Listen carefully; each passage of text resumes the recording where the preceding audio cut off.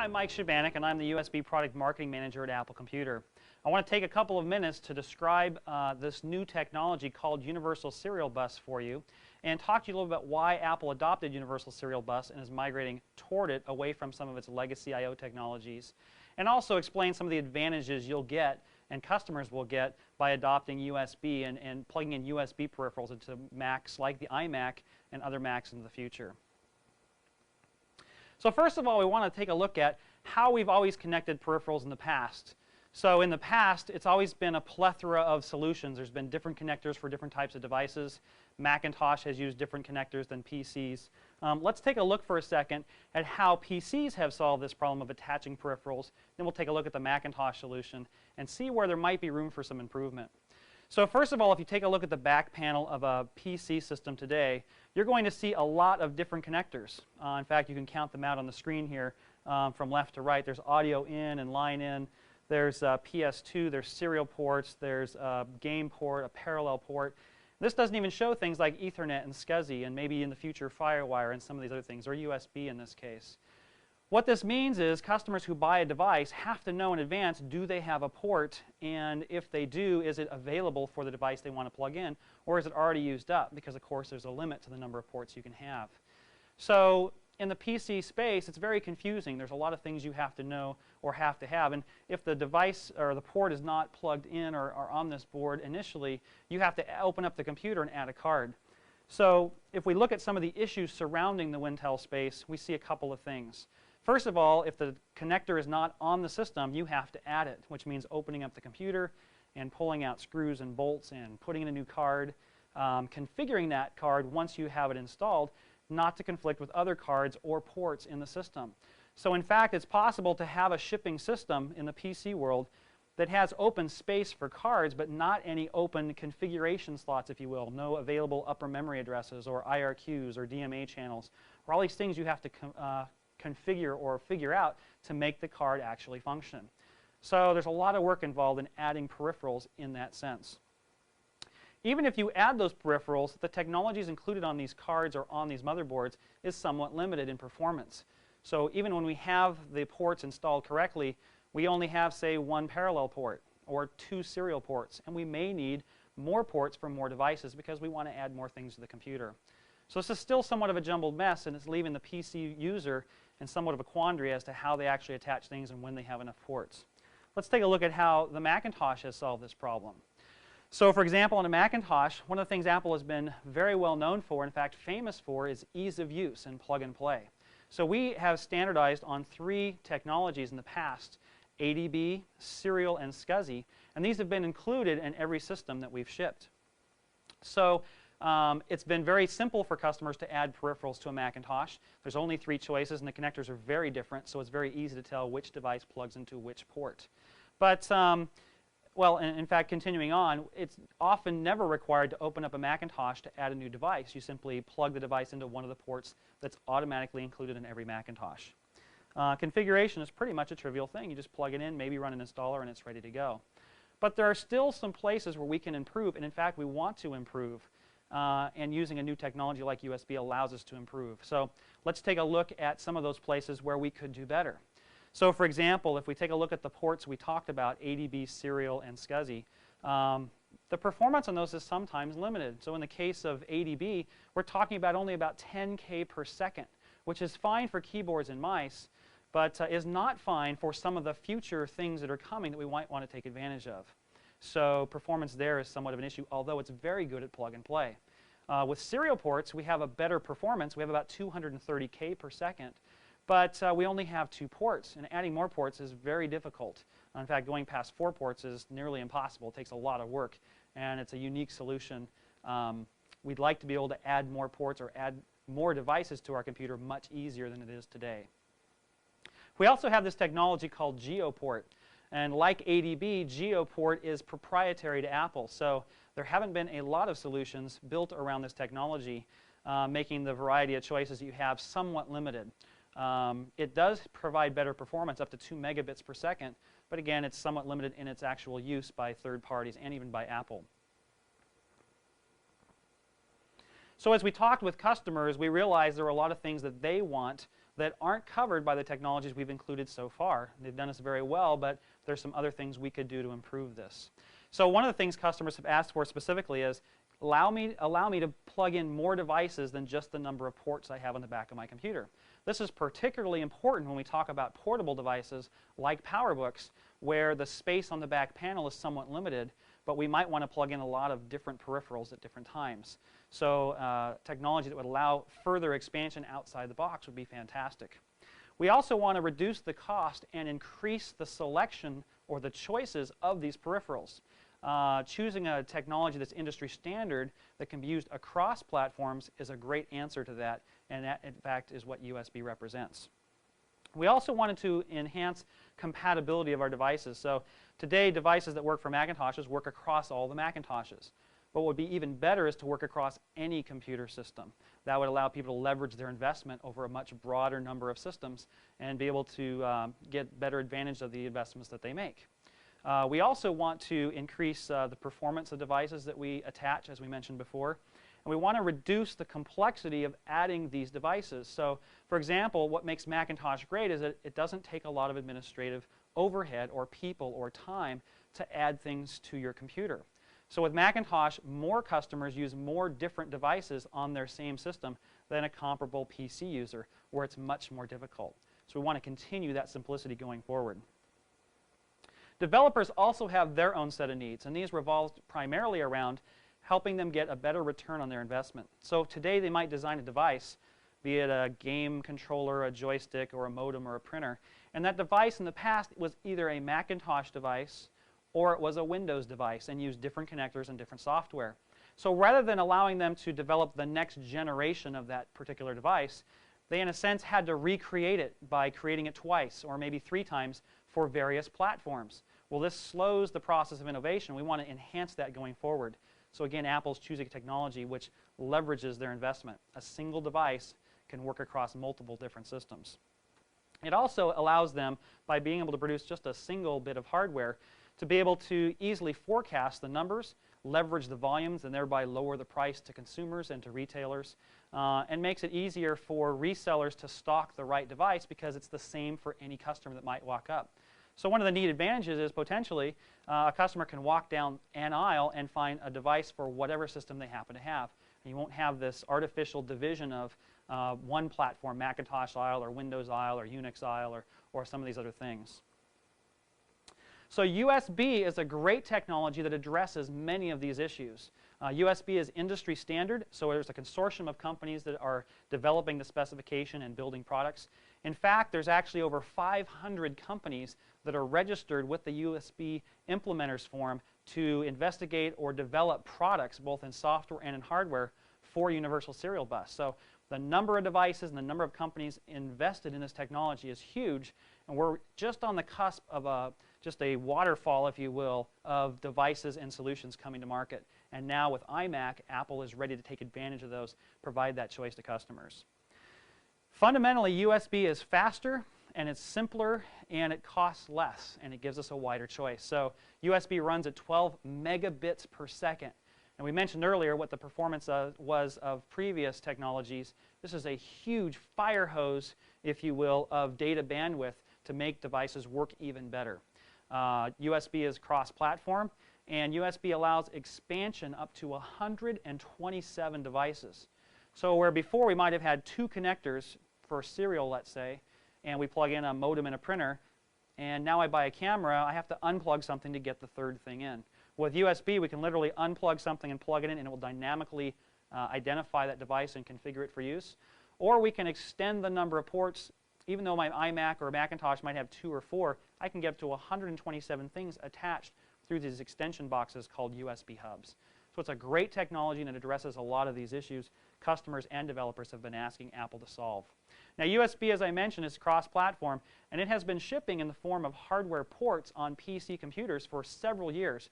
And in fact, the specification for building a PC mandates that these companies put these ports in the systems. Now, interestingly enough, Windows 95 offered a little bit of support for USB, but it was so clunky that very few companies actually took advantage of it.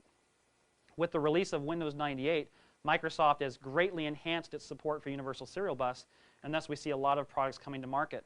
Well, interestingly enough, also, Apple has introduced iMac at about that same time. So just within a few weeks apart, iMac will be shipping and support USB on the Mac OS platform, meaning those same devices can be used in either case as long as there are drivers available.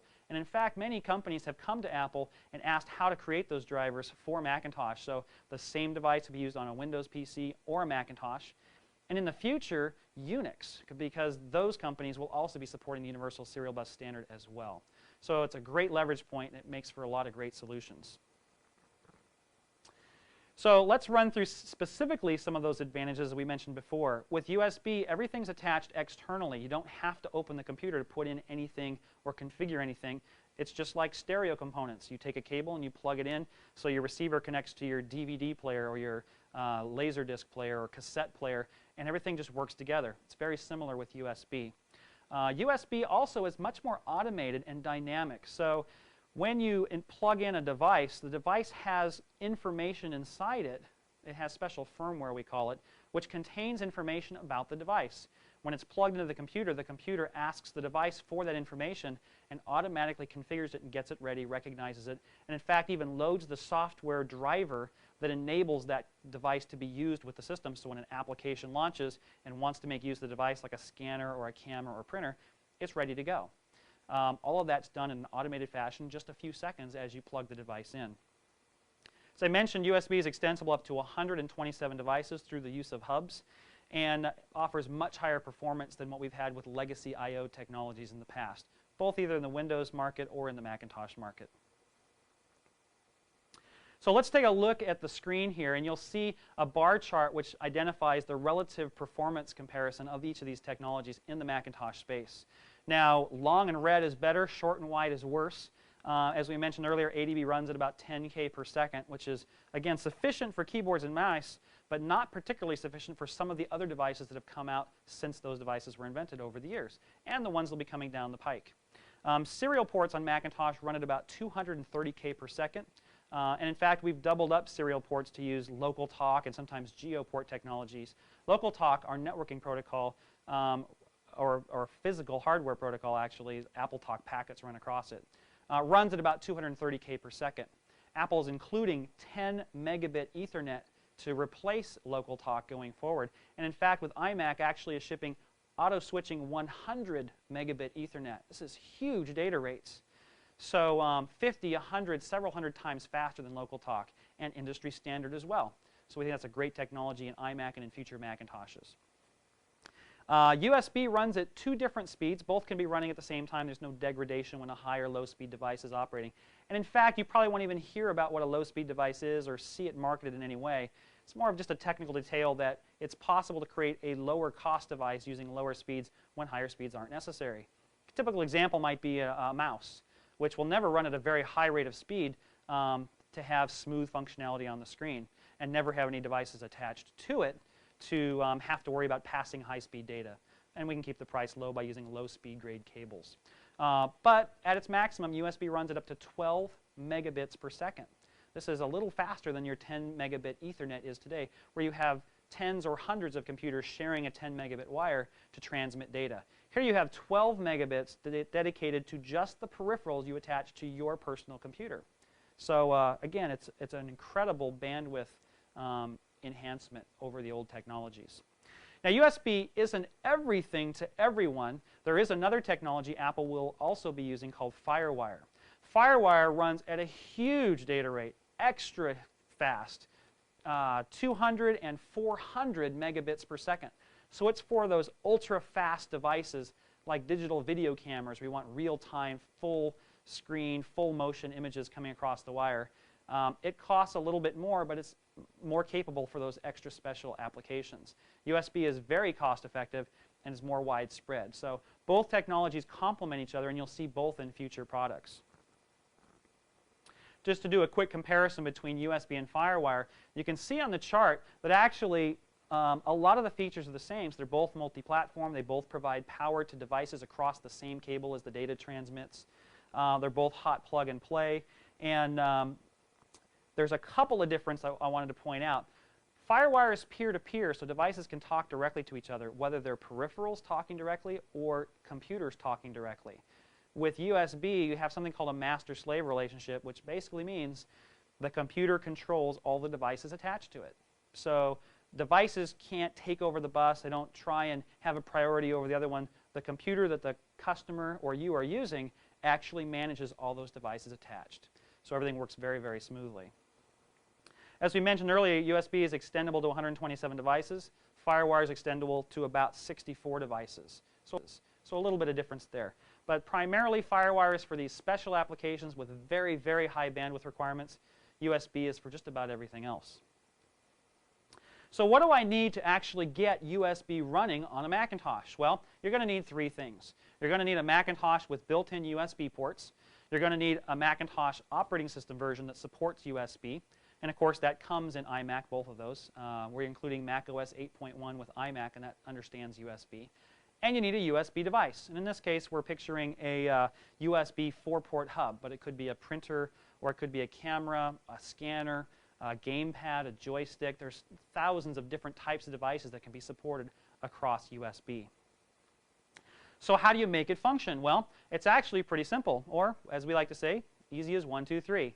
So the first thing you have to do is plug the USB device into the open port on the computer. Any port's fine. They all work the same. When you plug that into the computer, the USB controller chip in the computer will actually talk to the device. As I mentioned earlier, it has information. They'll exchange some information, and the Macintosh will try and identify the appropriate software driver that matches the device. When it finds a match, it automatically loads it. Now, you might think this takes a couple of minutes, but actually it only takes about a second or less. So it's very, very quick. It almost feels as though it's instant when you plug the device in. So where is it that you plug these devices in? Well, you plug them into USB ports. And on the screen, you can see a sample of what's called a stacked USB connector. This is one USB connector stacked on top of the other. So in the same enclosure, you have two ports, if you will. Now, these are just two access points for the same bus. So that same 12 megabits per second is shared among all the devices attached. But as it turns out, a lot of devices can share that bus and not show a lot of degradation in speed. So things run very smoothly. I think you'll be surprised at how smoothly they run, even though they're all sharing that same bus. These ports or connectors usually appear on the side of iMac, maybe on the back of some other computers. They can be on the keyboard like we have with iMac. They can be in external hubs. So you'll see them in different places. But primarily, a USB port is a USB port. So if it's available and open, you can plug a device into it. I have a picture here of the cable comparison between USB and FireWire. So I actually have with me a USB cable. And what I want you to notice is it's a simple single cable. It's very thin. The connectors are very small. And the close-up of these connectors is there on your screen. There's basically one type of connector, a type A connector that you'll see most often. It's the one pictured in the center. This is the connector you'll see dangling off of a device. Now, if a device has a cable that's removable, the part that connects to the device, like the printer or scanner, will have a B connector. And they have a different end on them, so you can't make a mistake. You'll always plug them in correctly. The rectangular part always goes back toward the computer, this way, and the square end, or the B connector, always points toward the device. So it's never hard to figure out how you actually connect these things together. I wanted to show the FireWire connector on the left next to that center connector, the type A USB connector, because they're very similar. Now, it's impossible to actually make a mistake and plug them in the wrong place because they are shaped a little bit differently. The FireWire connector, if you notice, has a rounded corner or side to it, and it actually has 6 conductors inside. The USB cable is perfectly rectangular and has 4 conductors inside. So they are a bit different, and in fact, to help you identify them, we've put different icons on the cables, as you'll see in the picture. So if you just match up the icons on the hub ports or the computer with the icon on the cable, you should have no problems at all. Now, the way you extend USB past just the number of connectors that you have is by using USB hubs. In this example, we have a Paracom quad hub, or 4-port hub, and it acts as both a bus-powered and self-powered device. Hubs fall in those two categories. So, for example, if you plug the hub directly into the computer, it can actually draw its power and pass power down to other devices coming from the CPU across the USB cables. If you prefer or a device needs more power, you can attach its AC adapter into an AC outlet in the wall and provide more power to those ports. Typically, a self-powered device with its own AC adapter can provide about a half an amp to each port, about 500 milliamps, and when it's drawing power from the computer, about 100 amps. So there's only one caveat you have to remember when you're attaching or extending USB, and that is that you cannot plug two bus-powered hubs together because the second hub won't have enough power from the first one, who's drawing it from the computer, to pass on to its downstream devices. Now that might sound complicated. It's actually not, because most hubs come with an outlet, and if you need more power, the Macintosh will display a dialog and say, please plug in more power. So it's very, very simple. Let's go on and talk about a typical configuration. Now, you might get the impression that you always have to have a hub. And in fact, a hub is an optional device. They cost right now about $100 US for 4 ports, and they'll come down in price as time goes by. But they are optional. Remember that if all of the ports fill up, you just disconnect the device you're not using and plug in the device you want to use. And it's automatically identified and configured and ready to go. So you can literally just switch connectors anytime you need more devices attached. Hubs are as an option if you want to have lots of devices attached simultaneously. So it's more of a convenience in that sense.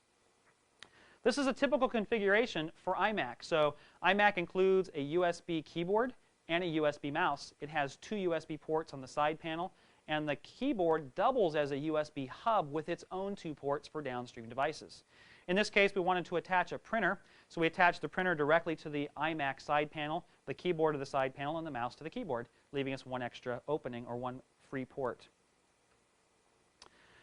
So let's run through what you might encounter and how to resolve the problem. In this case, we decided to attach simultaneously, and again, I could have just unplugged things I wasn't using and plugged these in, but for the sake of argument, we're going to attach all these at the same time.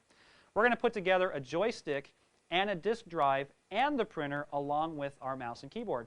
Now that's 5 devices, and we only have 4 ports on iMac. So we've elected to add a hub in the center of this picture, plug these devices into the hub. But there's a slight problem, and you might not catch this, so I just wanted to point it out. In this instance, remember the keyboard doubles as a bus-powered hub. It's bus-powered because there's no AC outlet connector on it to plug into the wall. That wouldn't make a lot of sense. So it's drawing its power from the computer, but this hub in the middle of the screen is taking its power from that other bus-powered hub, making there not be enough power to power on those downstream devices. So there's a couple of interesting and easy ways to resolve this. The first one would be just plug in the AC adapter that comes with the outboard hub, the standalone hub in the center of the screen. That'll provide enough power to those ports. Everything works great. If you don't have that hub, or that adapter rather, it's very simple to solve as well. So let's take a look at that.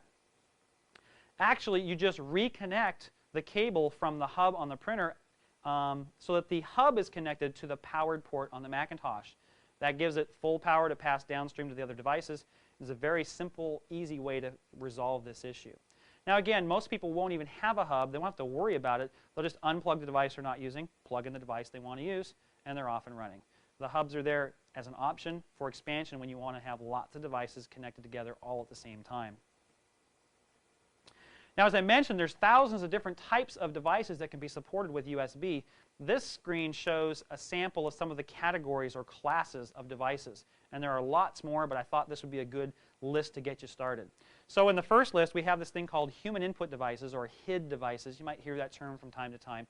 This is all the traditional pointing devices you attach to your Macintosh. So keyboards and mice and trackballs and trackpads and game controllers and joysticks and that sort of thing. There's also another list called mass storage. These are the devices that you would typically think of as maybe a zip disk drive. And in fact, iOmega has announced a USB version of their zip drive. SideQuest has announced a 1 gig removable Spark drive. That could be attached this way. And of course, iMation and Panasonic have announced together the Super Disk drive, which reads 120 megabyte floppy disks, and old 1.4 meg floppy disks. It's a USB device as well, and that's supported on Mac OS. We also have a whole category of imaging devices, so cameras and scanners and desktop video cams and those sorts of things. There's a category for displays. Some of you may be familiar with the ColorSync displays, which have a video out connector and also an ADB connector for controlling the characteristics of the display. Well, in the future, those displays could be made with a video out connector and a USB connector to do those control codes. So you may see some devices in the future that utilize USB technology. Communications devices like DSL modems and cable modems and ISDN modems, traditional 56K modems, can be attached through USB also. Those are called COM devices, or the COM class. And of course, you can attach printers. So it turns out Epson and HP and Alps are all working on adapter kits for the printers they have out in the market today to attach to USB. And in the future, companies are working on how to deliver USB native printers with just the USB connector in the back. You just use that simple USB cable that I showed you a little bit earlier. So let's review some of these advantages for USB. As I mentioned earlier, and I'm sure you are aware of now, I hope so anyway, USB is a standards-based solution, so it's multi-platform. The same exact hardware is identical for every one of those platforms. The only difference is software. So companies are likely to put in a CD-ROM in the box that has different drivers for different OSs, making that same package work for any customer. In an institution, the same device could be shared across multiple departments in an institution, in a school, in different rooms, at home, in different rooms of the house with PC devices and Macintosh systems as well. It's hot plug and play, so you can plug a device in or unplug it without having to restart the computer or shut the computer down or put the computer to sleep, which is tremendous. You don't have to stop working to take advantage of a device. Now, you may have to do an installation and a restart the first time to get the drivers loaded, but every time after that, you just plug the device in when you need it, it starts working. USB also reduces the administrative cost of managing peripherals because you never have to open the box. You can just plug the device in when you need it. You don't necessarily have to add a card or configure memory or do all those sorts of things that are traditional in the PC environment. So it's very much a Macintosh-like technology.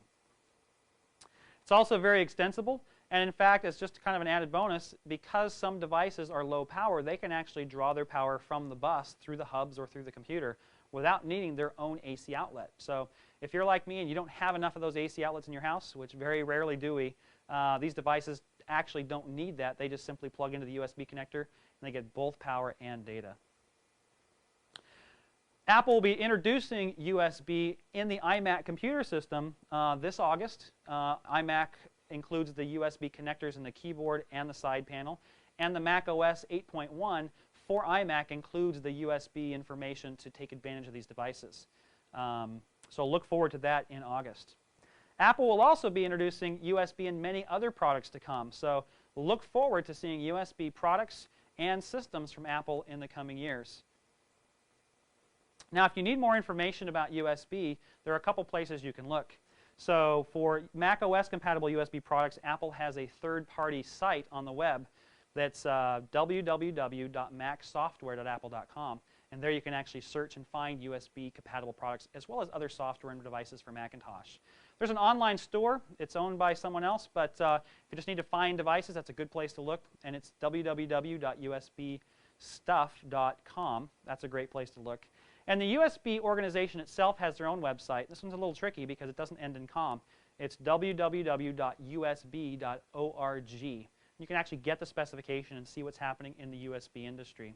And finally, Apple has its own site where you can actually download a driver development kit. So if somebody out there wants to write their own driver, getting the kit to do so is free. You just visit the usb.apple.com site, download that kit, and you can actually write drivers for any device that's out there.